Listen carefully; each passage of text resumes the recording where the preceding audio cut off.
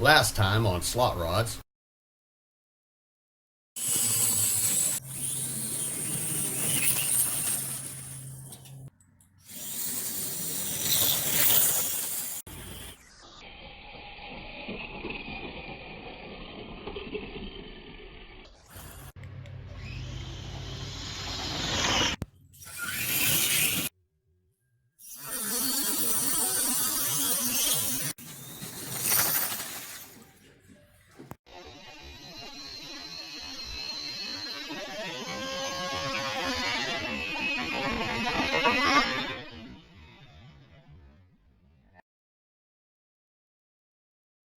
The answer is no, you ain't got a chance. She's out of your league, just let the girl dance. No sweeping allowed, though, you just get a glance. Don't try to swim game, yo, just let the girl dance. The answer is no, you ain't got a chance. She's out of your league, just let the girl dance. You can watch her soul flow from a distance, but give her some bass on, let the girl dance.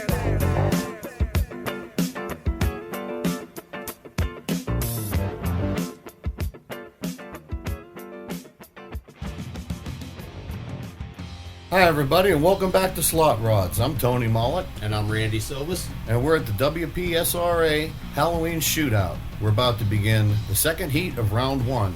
But first, let's take a look at our winners from round one, heat one. Your winners moving on to round two. The Pineapple Express, One Man's Poison, the Shelby GT number 2, Big Red, Valentine, Silver Streak, Phoenix, Beetlejuice, and Shelby. And here's our valiant competitors from the first round that didn't win. Salute to them.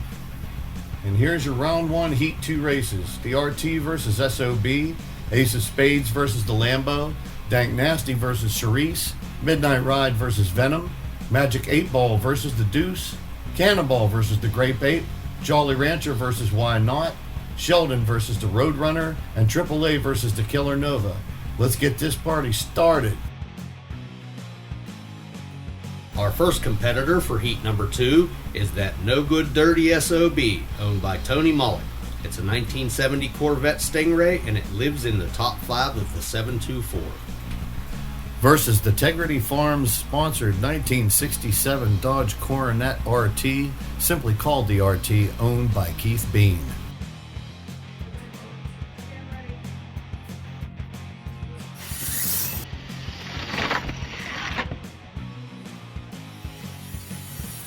Oh, they come off in perfect synchronicity, Tony. Didn't stay that way for too long though. Look at that gap that just comes off. That RT actually got me off the line, but that Corvette's unstoppable.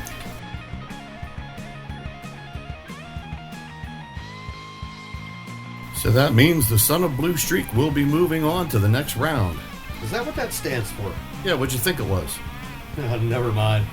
Up next, Kelly Culkin's dedication to the late Lemmy Kilmister. This Chevelle is called the Ace of Spades. And she'll be going up against Randy Silvas and his red Lamborghini. We call this one the Lambo, and it is actually a conversion of an RC car. Yep. Oh, right off the line. That's the fastest car I got, brother. I'm going to have to work on that Chevelle a little bit for Kelly and get it to go faster. Don't you dare. All right, well then that means that Winner is the Lambo. On to the next round.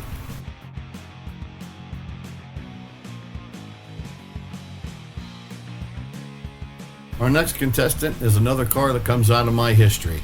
This is a 1976 Cobra II Mustang. It was owned by a buddy of mine named Bill Berlin. And this was the cover of the first record I ever did back in 1985. We ran around in that car when we were kids. We called the car Charisse.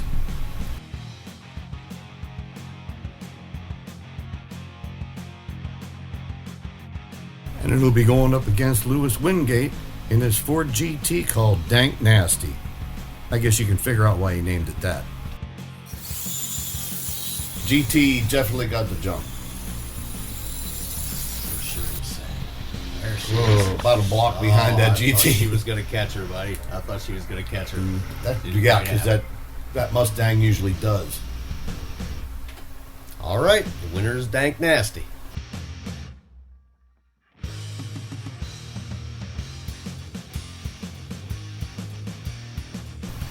This car is as fast as it is elegant, and it's a local favorite around here. This black 67 Chevelle, owned by Dan Sack Andy, her name's Midnight Ride.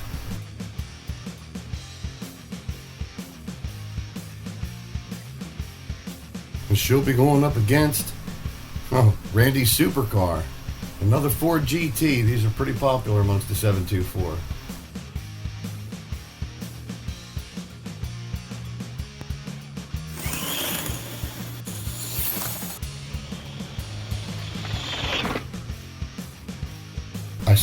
The Chevelle got the launch by a millisecond. Oh man, look at how close that was. How often do you see a Chevelle beat a GT? When you're running slot rods, that's about it. Well, yeah, I guess there was more room between the cars than I would have thought. When they're moving that fast, they looked a lot closer.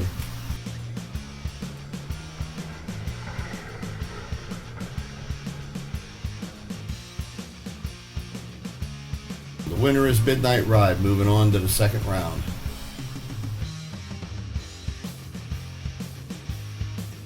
Up for race number 5. If a dragster could be a lowrider, you'd have this deuce and a quarter.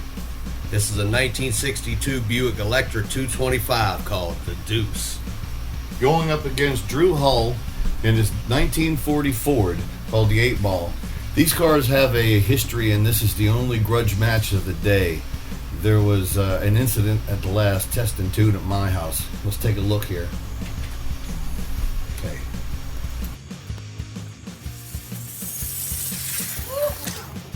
All right, as you can see, the Deuce got out of its lane. It just pushed that Ford all the way off the table. And you can see right here, it cocks sideways right there and just slides right in. I thought the 8-Ball was going to be smashed after that, buddy. That was a pretty severe wreck there. I think you were the one that was catching.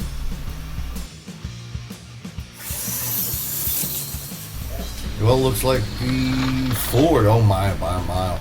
What the heck happened? Let's see. Spinning. Wow. Oh, Big spin. Big spin. that might be the worst one of the day. What a disappointment. Those cars usually run toe to toe. Our winner's the Magic 8-Ball, and he'll be moving on to the next round. All right, folks, we're going to try something different this week, and we hope you're all going to like it.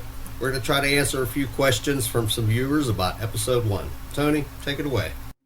Hey everybody, Tony here. We're going to be trying something new this episode, and it'll probably be going on into the future. We're calling this Into the Pit. And I'm going to be answering some questions that people have asked about the league and about the cars. And I picked these up out of people that have shared. And by the way, thank you, everybody that watched the first episode. Thank you for bearing with us while we're growing. Thank you for bearing with us while we're making this into something. We're going to make this fun for everybody. And thanks for sharing and subscribing and hitting that stupid little bell and all that stuff, because it really gives us a reason to come back and keep doing it. Anyhow, okay, the first question was about the 4 wheels touching the track. Yes, our cars run on all 4 wheels. 2 wheels is a motorcycle.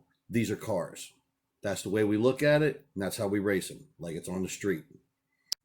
Second question, what is a slot rod? Well, slot rod is a 1/24th scale slot car designed to run on all 4 wheels, and it has to be rigid framed, it has to have a hard body, and it must be able to run on a dry plastic track, and most of all, it has to look as good as it runs. That's important to us. You see a lot of work put into these cars, and they get wrecked all the time. That's why we take good pictures of them and take video of them, because once they're gone, they're gone. Okay, let's see. Question number 3, how has COVID affected us? Well, we have a small group of racers, and we live in a small area, and we're fairly removed, and we have our little bubble group that we race with. Some of us are retired. We all live in very controlled circumstances. It's not hard to do any tracing, so basically that's how we've been doing it. We don't recommend it for everybody. We do this knowing full well what chance we're taking, but again, this is our small COVID bubble group. This seems like everybody has to have one of those these days just to survive. And last but not least, what are the plans for the show? Well, we had planned on expanding this out and going to some commercial tracks within driving distance. and introducing you to people doing the same type of thing that we're doing and making individual cars that conform to their tracks, their standards, and going and racing against them. And we'd already picked out the first crew that we wanted to go and visit, and that was the 303 up in Canton. And unfortunately, because of COVID, that's had to have been put off because Ohio closed the state down and Pennsylvania don't want you leaving either. So we're going to be covering some more races that we've done locally in the future until we can get out and do what we want to do. And that's just the way it is. COVID has ruined a lot of things this year, but I will tell you this. This has helped this crew make it through this year. No concerts, nowhere to go. Bars were closed for the longest time. Now, if you do go to a bar, you don't want to go to those places now. You got to stay out of there. So this is what we do. So anyhow, we'll see you next time on Into the Pit. Back to you, Randy. Thanks, Tony. Okay, folks, let's get back to the track. Up next for race 6, Keith Bean and his Mopar funny car called the Cannonball. And they'll be going up against the Grape Ape. This is a 1970 CUDA with large gears, 30,000 RPM motor, and a homespun aluminum frame. Let's get them to the line. All right, the Battle of the Dodges. Let's go. Dead together off the line. That CUDA was an experimental car, first race ever. I don't think it did too bad. Tony, that Mopar matchup was, I think, one of our fastest races yet. Well, definitely one of the closest. And you couldn't have told by that gap dog on it. Well, the winner is the Cannonball, and he'll be moving on to the next round.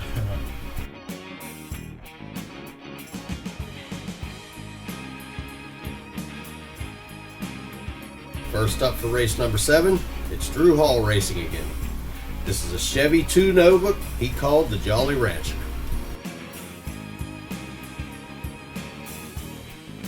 Versus this white on green 1969 Oldsmobile 442 called Why Not? She's sitting on H&R wheels and Project X tires in the rear. Let's do it. Oh no, was that a catastrophic gear failure? Yeah, that's a pretty unmistakable sound. Yep, that's exactly what it was. Huh. All right, moving on to the second round. Your winner is Why Not?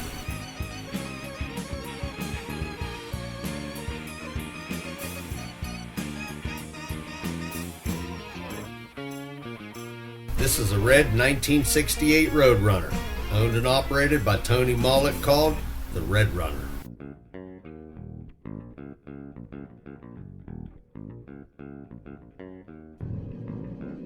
Versus one of the original 724 cars, and it has all the scars to prove it.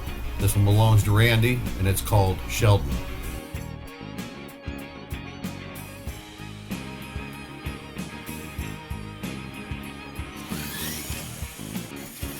The Roadrunner definitely got the jump off the line. Ooh, and it just kept putting it on you.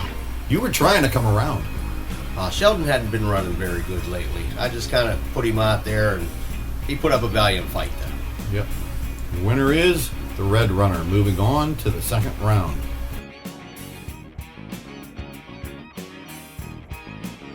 Well, guys, I'm sad to say this is the last race, but I'm going to do something new and introduce my own car.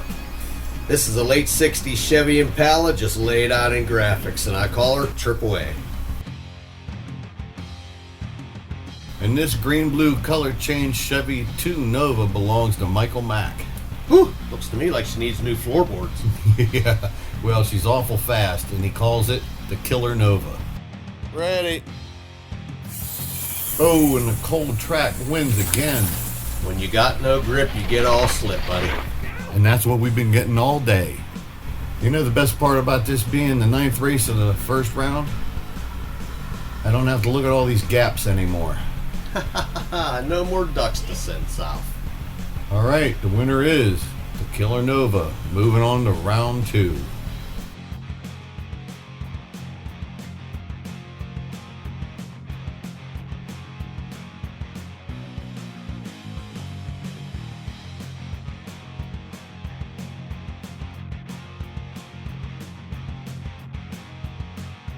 All right, folks, there you go. The results of one cold day of racing.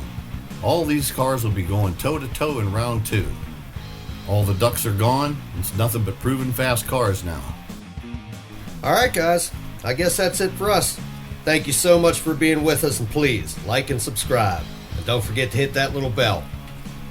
So until next time, I'm Tony Mollett. And I'm Randy Silvis. And you've been watching SLOTRODS. The answer is no, you ain't got a chance. She's out of your league, just let the girl dance. No scribbling allowed, yo, you just get a glance. Don't try to swim game, yo, just let the girl dance.